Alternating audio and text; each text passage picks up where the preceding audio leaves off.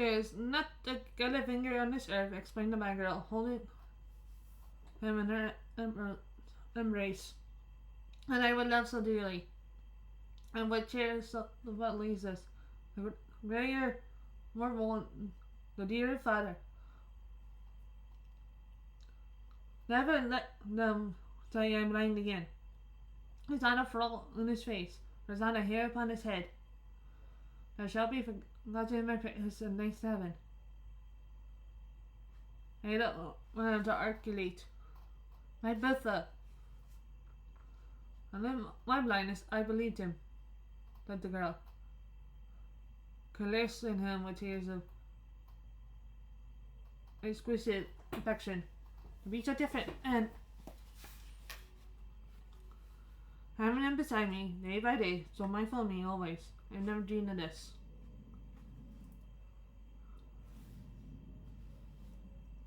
The best of my father in the blue coat, Bertha, said Philip.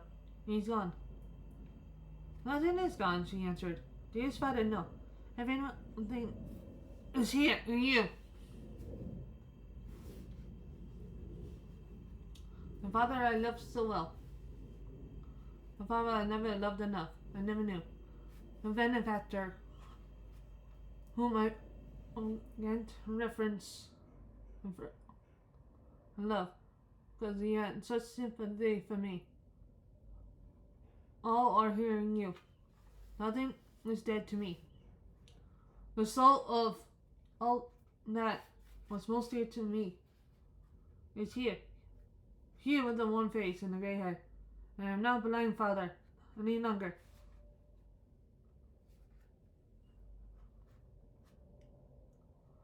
That whole attention had been concentrated during deep course upon father and daughter, but looking now towards the little hammock in the moonish meadow. The clock was in the middle. Few minutes of striking. I felt really into a nervous, excited state. Father, said Bertha, hesitating. Mary. Yes, my dear, returned Caleb. Here she is. There's no change in her. You never told me anything of her that was not true. I should have done it, my dear. I am afraid, returned Caleb.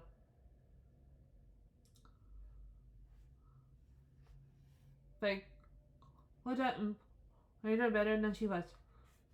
And I must have changed her for the worse. If I changed her at all, nothing could improve her, Bertha.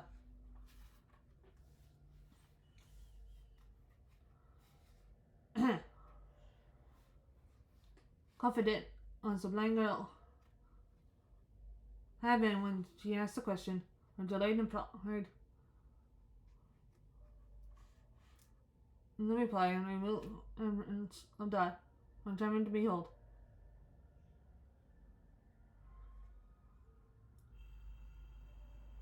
What changes then you think of may happen though, my dear, said Dot. Changes for the better. I mean, changes for the great joy to some of us. You mustn't let them startle you too much. And such any such should ever happen. Infect you. Are those wheels upon the road? Now, quick here, Bertha. Are they wheels? Yes, coming very fast. I know you have a quick ear, said Dot, placing her hand upon her arm, and then talking on as fast as she could, tired and flying. See, because I have noticed it.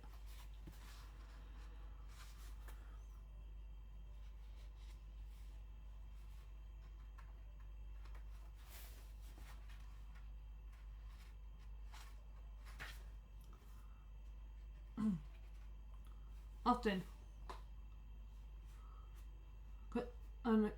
because you were so quick to find out that strange step last night. Well, why, you should have said. I very well recollect. You did say, Bertha. What step is that? Why you should have taken any greater observation on it than any other step.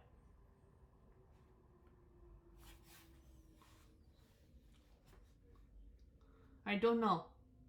Although I said this now, there are great changes in the world, great changes, and we can't do better than prepare ourselves. Be surprised.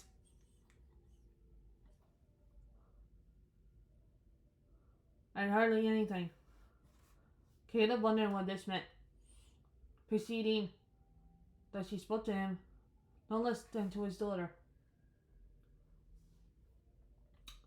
He saw her, what his sounds meant, so fluttered and distressed that she could scarcely breathe, while into a chair to save herself from falling.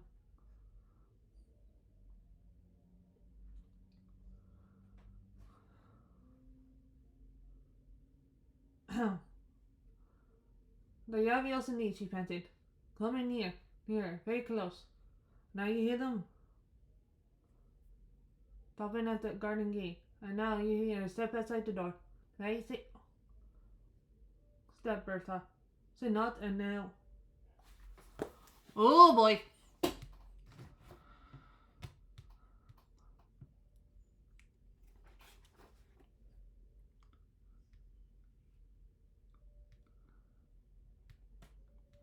Nee.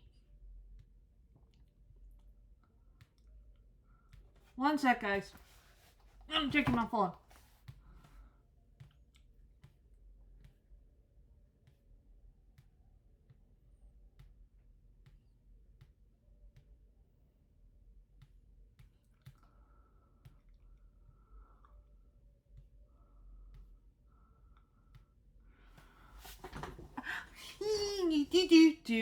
I know this book is weird, guys, but it is what it is.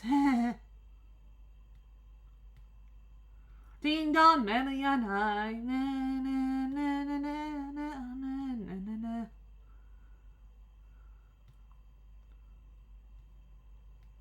So apparently I got workouts. Okay. Never mind.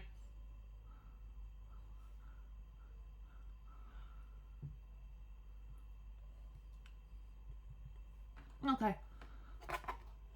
Okay. Arg. She added a wild cry of uncontrollable delight and ran up to Caleb to put her hands upon his eyes. The young man rushed into the room, leaning away his head into the air, came sleep down upon them. Is it over? Cried Dot. Yes. Happily over? Yes. Do you recollect that voice, dear Caleb? Did you ever hear the like of it before? Cried Dot. And my boy in Golden South Americas was alive, said Caleb, trembling.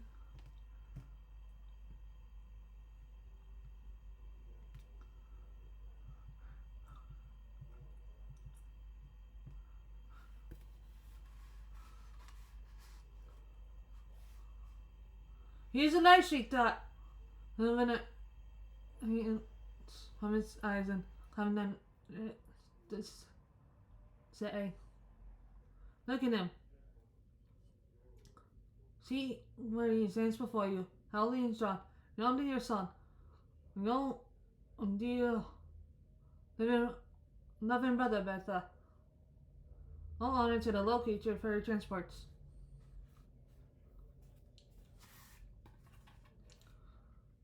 All honorable, all honor toward noise and laughter.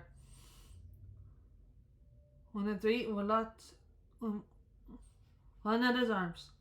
All honor to the heartiness with which she met the summer Taylor fell, her dark streaming hair. Halfway, and never turned her rosy little mouth aside, but covered him to kiss it freely and to rest her into his pounding heart.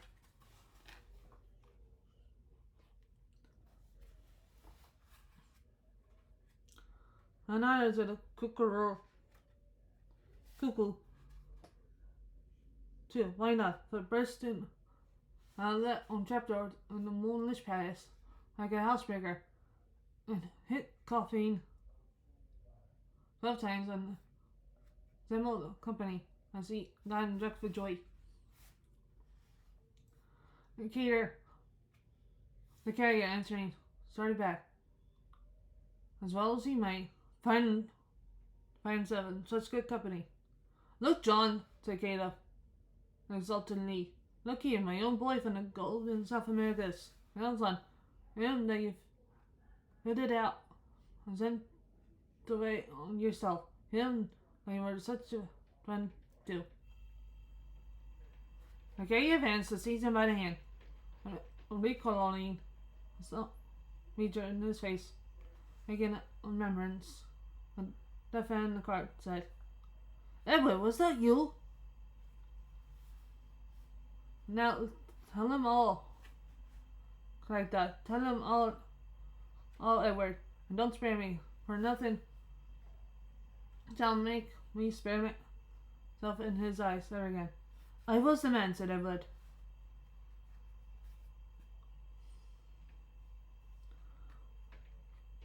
And could you steal disguised my house of your dear old friend? And joined the carrier.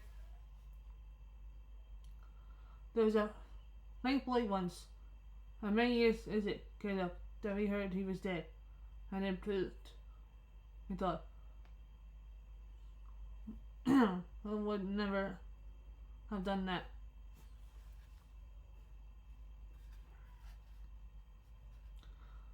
There was a generous friend of mine. Once. More a father to me than a friend, said Edward. Who never had judged me or any other man on earth. He was he. So I am certain you will hear me now. Okay, with a troubled glance at Dot. So kept the fuff away from him, replied, Will! That's all but fair, I will. You must all die when I left you, boy, said Edward. I was in love. My love has returned. She was a very young girl, who perhaps you may tell me. You know her own mind. I knew mine, and I had a passion for her. You had it? Exclaimed the carrier. You? Indeed I had, returned the other, and she returned it. I didn't believe she did, and now I am sure she did.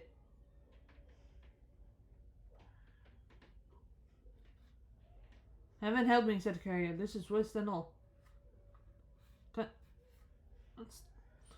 This tent to her, said Edward, returning, what a hope, had the many hardships and perils to redeem part of our old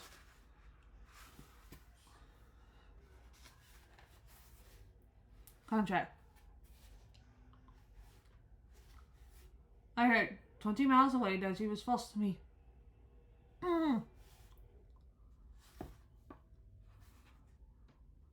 That she had forgotten me.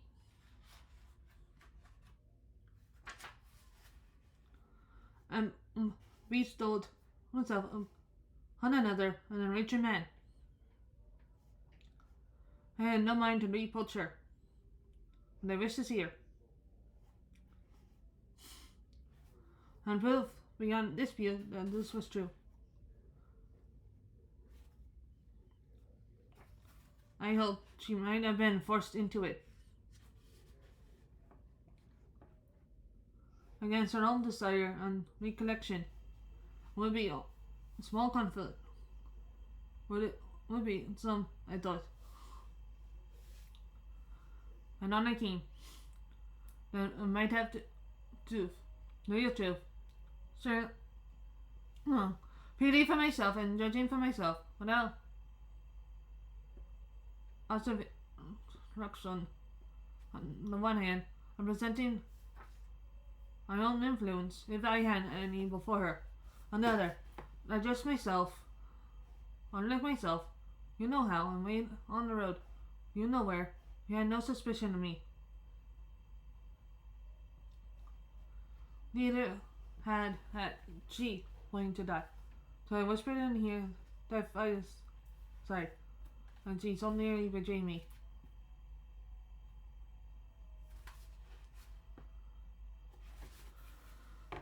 Well, mystery solved. Nope. Okay. Anyway, well, when she knew that if I was alive and I'd come back, some thought. Now speaking for herself, she burned to do so of this narrative. When she knew its purpose, she advised him by all means to keep his secret close. For his old friend, Don Periwinkle, was too much open in his nature and will cause an all art vice. Being a clumsy man in general, said Dot, half laugh and half crying. To keep it from him.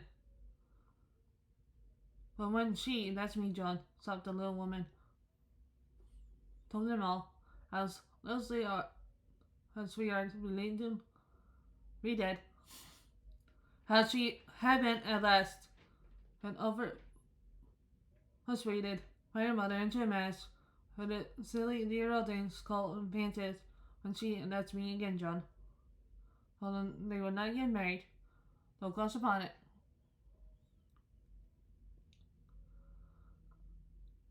And it would be nothing but a sacrifice if it went on, for there was no love on her side.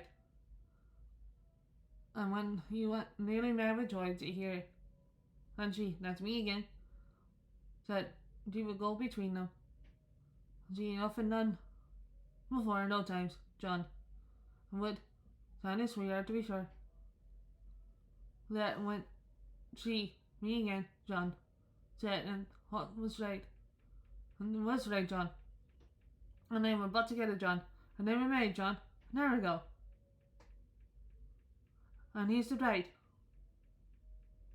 And scuff and take a ton. My daddy bachelor. Now a happy little woman, May. May God bless you.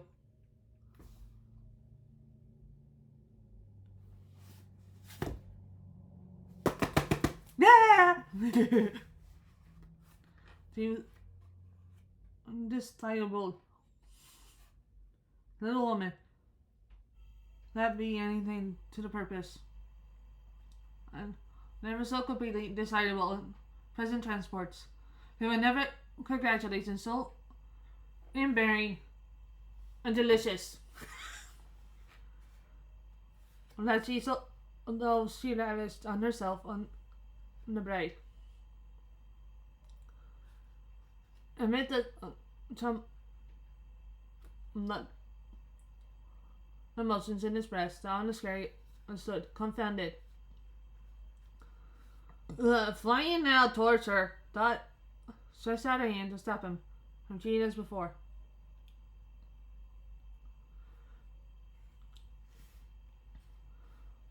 No, John, no, hero. Don't love me anymore, John, until you heard every word I have to say.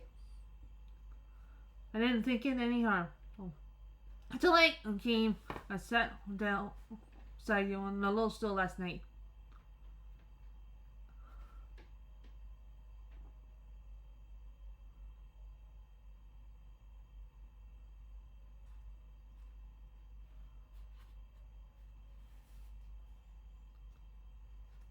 But when I knew what was written in your face, and you see me walking in the gallery with Edward, I knew what you thought. I had to get ye and have on in Rose. But oh dear John, how could you? Could you think so? Little woman, how she sobbed again, trying Pink Mingle would have caught her in his arms, but no, she wouldn't let him. Don't love me yet, please, John.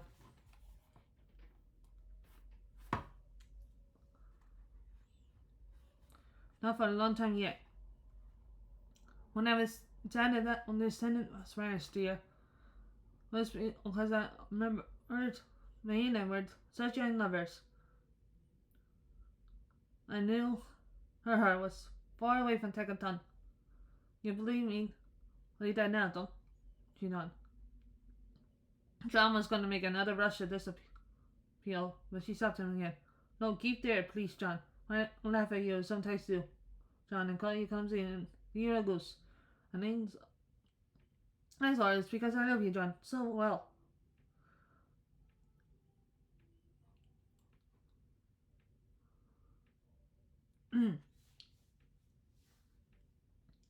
And take pleasure in your ways.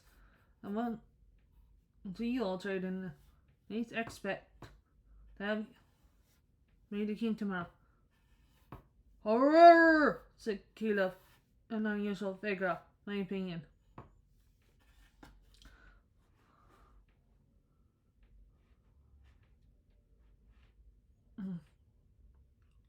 And when I speak of people being middle-aged and steady, John and potentially humdrum couple, going on a jog trot sort of way, it's only because I'm such a silly little thing, John, that I like sometimes to act kind of like a play with baby and all that and make believe. She saw he was coming and stopped him again, but she was very nearly too late. No, don't love me yet for another minute, Jill, if you please, John. But I want much to tell you. I kept to last night.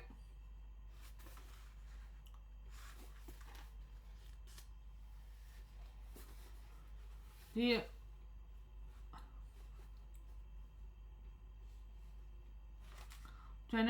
good, generous John. We were talking the other night about the cricket. I had on my lips to say that at first I did not love you quite so dearly as I do now. That when I first came home here, I was half afraid I might learn to love you every bit as well as I hope and prayed I might.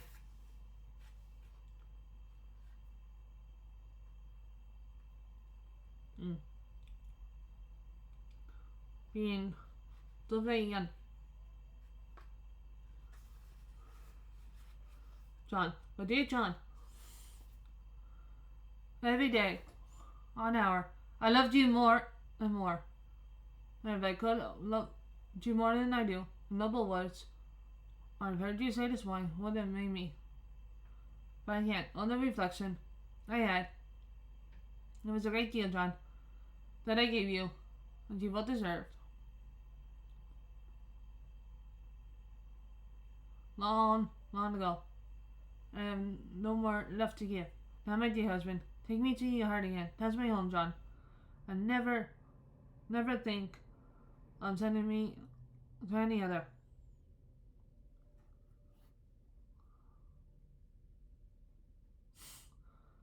You will never desire us delight from seeing a gorgeous little woman as of a third party.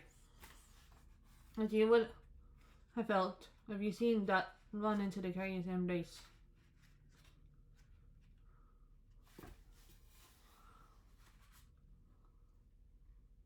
It was the most complete, unmagnified, so flawed little piece of earnest that ever you beheld in all your days. You may be sure that Carrier was in a place of perfect rapture. You may be sure that it's like otherwise. You may be sure they all were. This is a Miss Slowboy. I'll have probably she a joy. I was in to include her young charge in the general interchange of congratulations. And around the baby to everybody's suggestion if there was something to drink. But now the sounds of wheels were heard again outside the door. Someone explained that Duff and take a ton. was coming back. Speedily, the worthy gentleman appeared, looking warm and flustered. Why, what the devil's this, John Peybingle? Said Dickinson. There's a mistake. I appointed Miss Dickinson to meet me at the church. Nice way, I passed her on the road, on her way here. Oh, here she is. I beg your pardon, sir. I haven't the pleasure of knowing you, but if you could do me the favor to spare this young lady, she have some other practical engagement this morning. But I can't spare her, returned Edward. I couldn't think of it. What do you mean you think of one? Said Dickinson. Wah, wah, wah. I mean that I can make an allowance for your being vexed, said another with a smile. His death ours disclosed this morning. I was told this horse was like, I looked at Dickinson. They stood upon him on the straight gave. I'm sorry, sir, said Edward, holding out May's left hand, especially the third finger. That the young lady can accompany you to the church. But as she's been there once this morning, perhaps you'll excuse her. Dickinson looked hard at the third finger. I took a little piece of silver paper, apparently hanging the ring from his waistcoat pocket.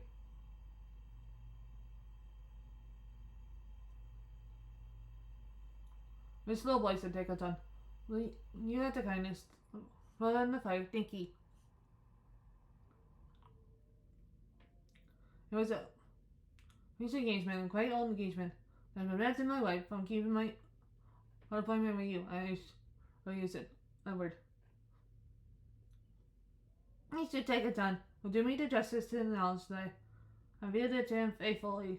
I told him many times I could never forget it, said May, blushing.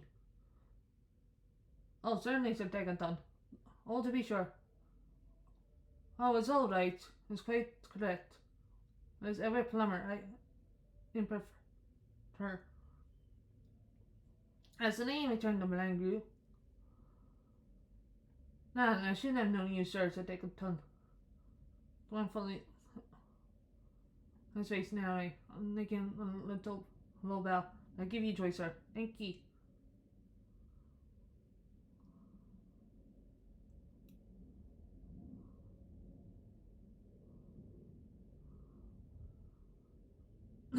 Miss Peybingle,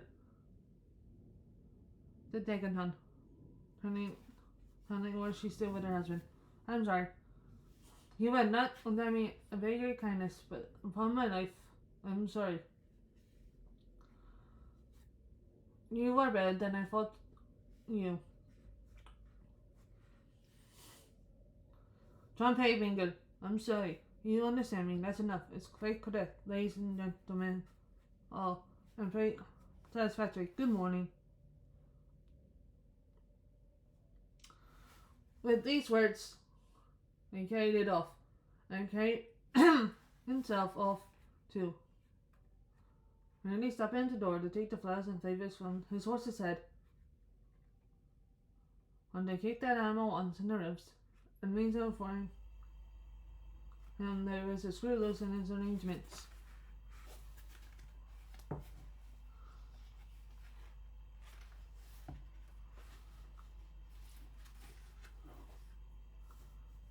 Of course, it became serious duty now to me. Such a day of it. As should mark these events for a high feast and festival and pay bingo calendar forevermore. Accordingly, that went to work to produce such an entertainment.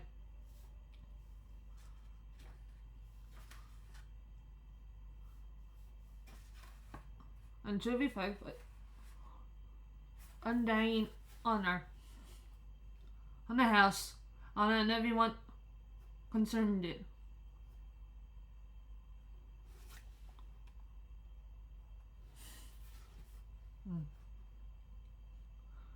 and in a very short space of time, she was up to her dimpled elbows in flour, and whining the curious coat every time he came near her,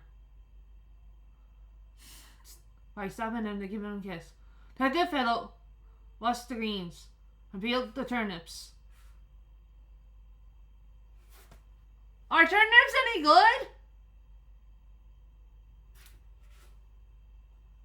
And broke the plates, and upset iron pots full of cold water on the fire, and made himself useful in all sorts of ways. Well, a couple of professional assistants hastily called in from somewhere in the neighborhood on the point of life or death. Ran against each other on all the doorways and all around the corners, and that one tumbled over to least elbowing the baby elsewhere. Talia never came out in such force before.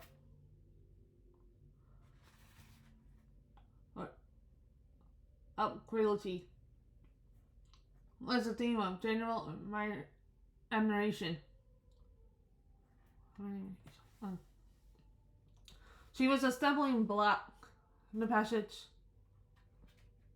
And 5 and 20 minutes past 2, a man trapped in the kitchen had asked him precisely. And a pitfall on the garnet 5:20 of 3. The baby's head was, as it were, a touchstone for every description of matter, animal, vegetable, and mineral. Nothing was in use that day that didn't come sometime or other. Bring close acquaintance with it. And there was a great expectation, petition that set up foot to go. In fact, that Miss Fielding, this manly pendant to the excellent and gentle woman, and bring her back by force, and needful to be happy and forgiving. On the exhibition region first discovered her, she would listen no terms at all, and said an unspeakable number of times that ever she should have lived to see the day. And couldn't be got to say anything else except, now carry me to grave. I've seen dessert.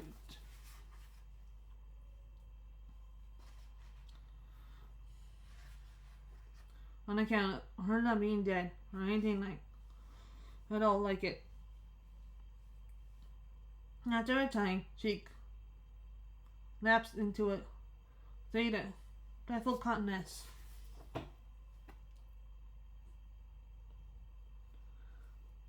On observed that unfortunately in the circumstances that occurred in the old trade, she had foreseen that she would be exposed during her whole life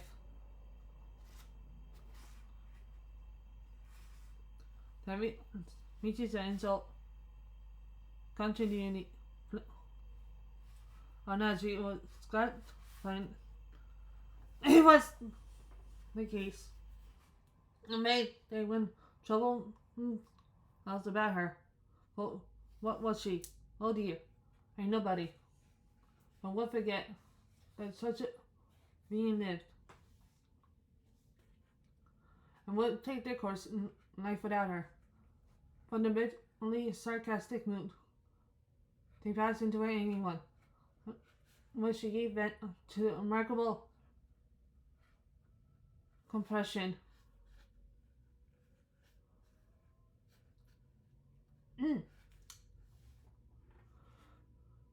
Let the worm will turn and trotted out. And after that, she yielded to self-regret and said they only given her their confidence.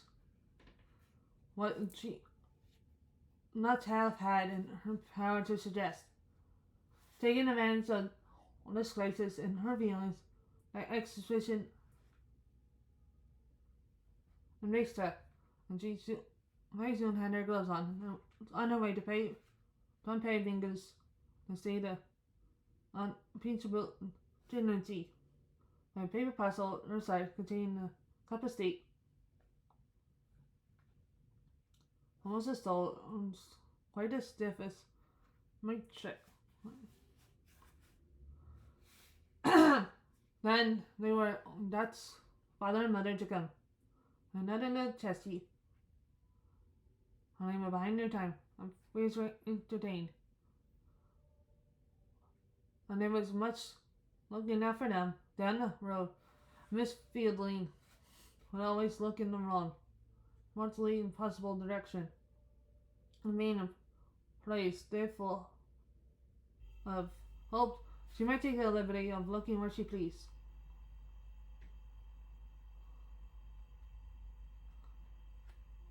At last they came, a chubby little couple, dragging on the snug, comfortable little way that quite belonged to the Duff family. And Dad and her mother, side by side, were wonderful to see. They were so like each other.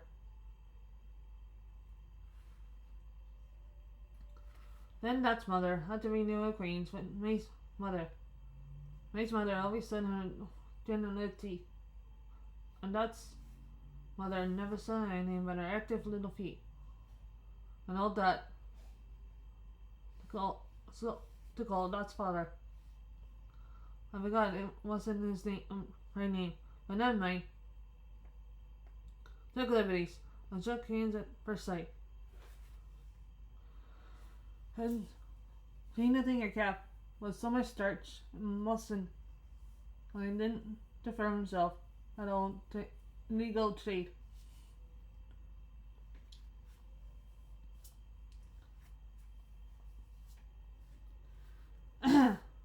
Was no hope of for it now. He was feeling something enough. Was a good natured kind of man. But of course, my dear.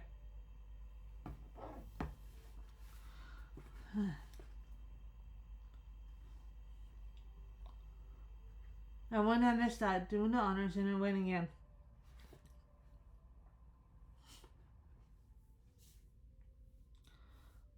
My friend touching on her bright face. Any money. No, not nor the good carrier, so joyful and ready. The bottom of the deal. Nor the brown best sailor fellow and handsome wife. Nor only one among them to have missed the dinner.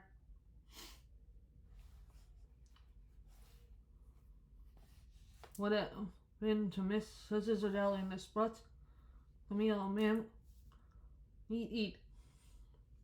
And to have missed the overflowing cups and was they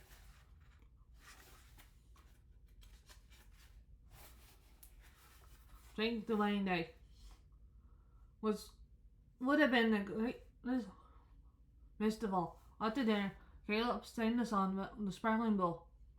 If I would, as I'm a living man, hoping to keep so for a year or two, he's eating fruit.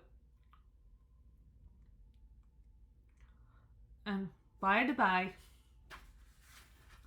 the most underlooked for instance occurred just as he finished the last verse. There was a tap at the door, and the man came staggering in it, not saying when you leave or by you leave, when someone heavy on his mind. Setting this down in the middle of the table, sympathetically in the center of the nuts and apples, he said, Mr. Tackleton's compliments, as he got no use for the cake himself, perhaps you eat it.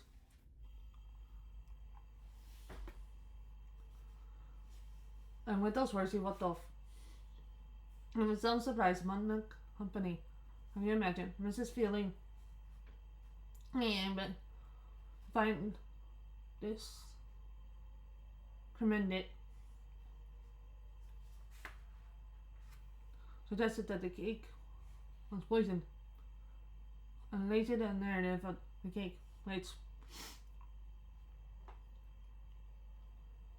without her knowledge, turned Marjorie, her young lady's blue. Rosie was overruled by acclamation, and the cake was cut by May, with such ceremony and rejoicing.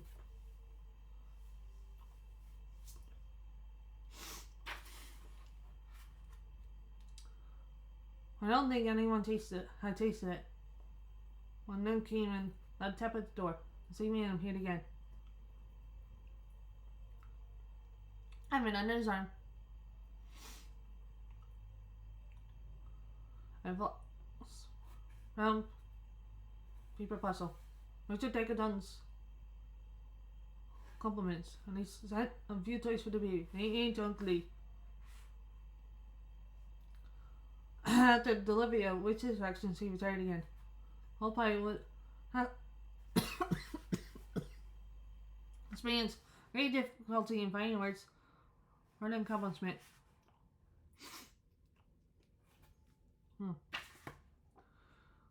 Even if they had ample time to seek them, but none at all.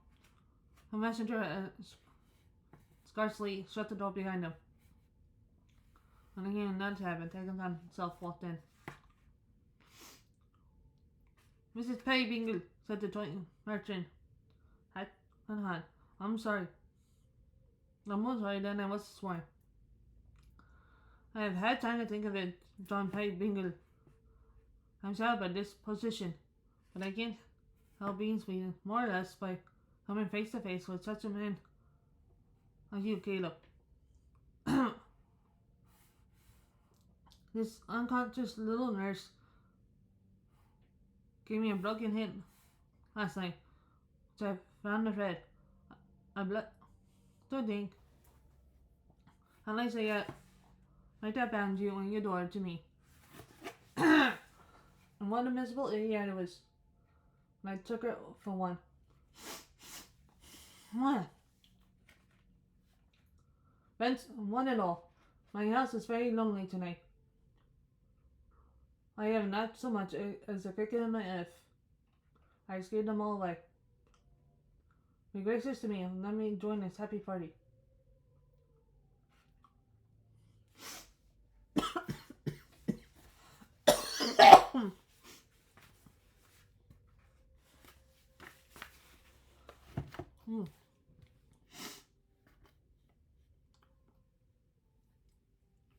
One sec. What?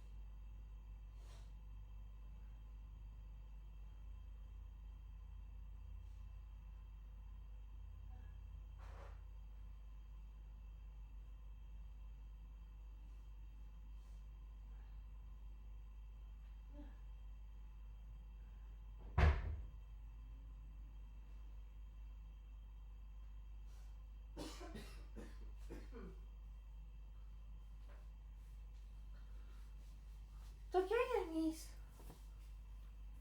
Yeah.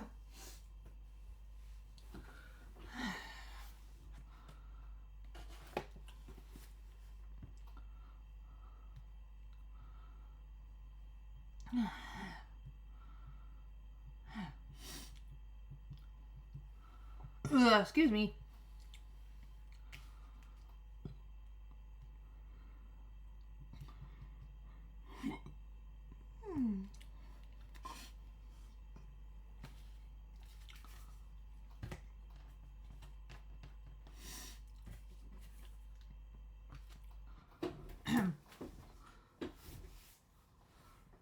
He was at home in 5 minutes. He never saw such a fellow. What have he been doing himself all his life? Never to be known for his great capacity. Being grateful.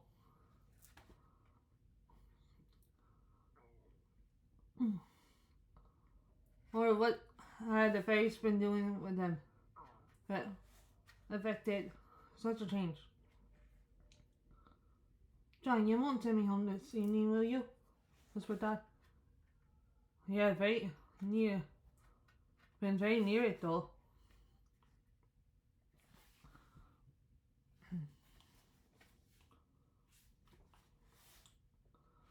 There wanted and one living creature to me, very complete. The twinkling of an eye, there he was. At first he was hard rain, then in hopeless endeavors, squeezed his hand into a narrow pitcher.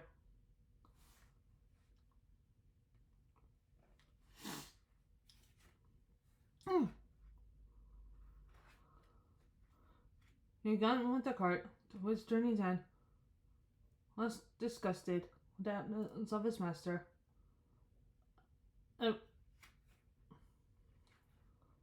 Stiffly rebellious deputy.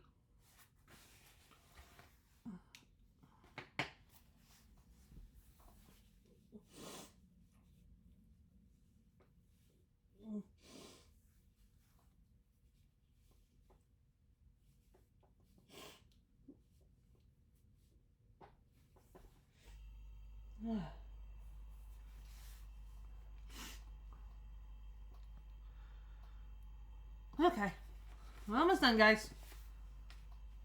And everything here gets saved.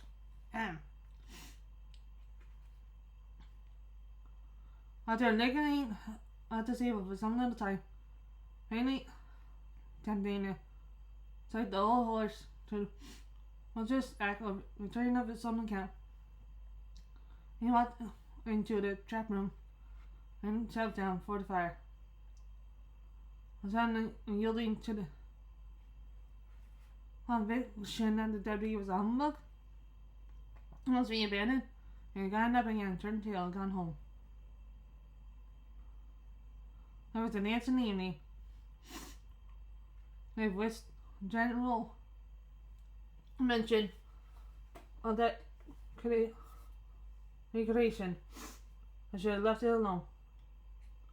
If I had not some reason to suppose it was quite an original dance, and one of the most uncommon figure. It was formed in an odd way. This way. Over that sailor fellow, a good, great, dashing sort of fellow he was. I've been telling them race marvels concerning parrots and mines, Mexicans and gold dust. Yeah. When all once he took it on his head to jump up from his seat and suppose to dance. For this harp was there.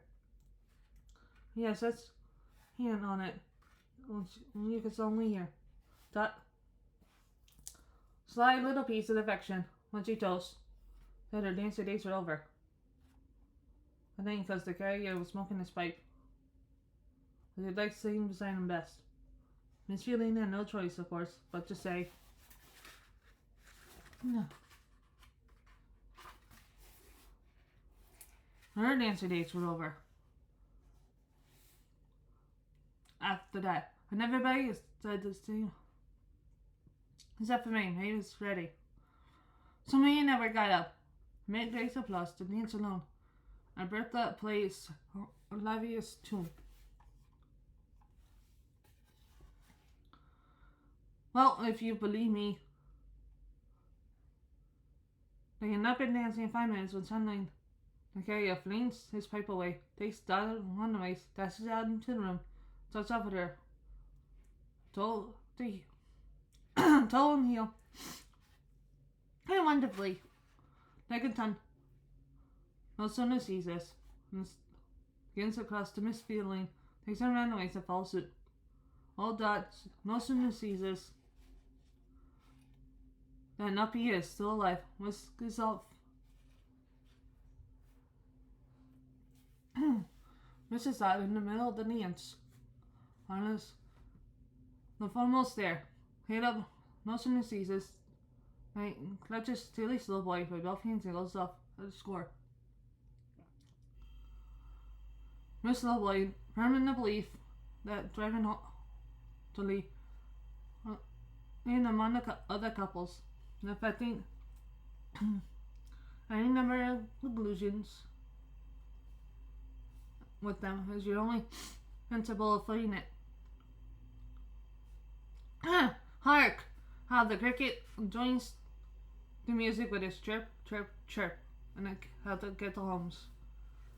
But what is this? Even as I listen down, by Livy, and turn towards Di, from one last glimpse of a little figure still right present to me, she and the rest have vanished into air. I am left alone, a figure stands upon the earth. A broken child's toy lies upon the ground, and nothing else remains. Well, this book is now finished. For those who celebrate Christmas, well, this is going to be uploaded after Christmas, and also celebrate the holiday, right? And belated Christmas. And I'll see you guys down the road next book reading, whenever that is. Goodbye. Oh.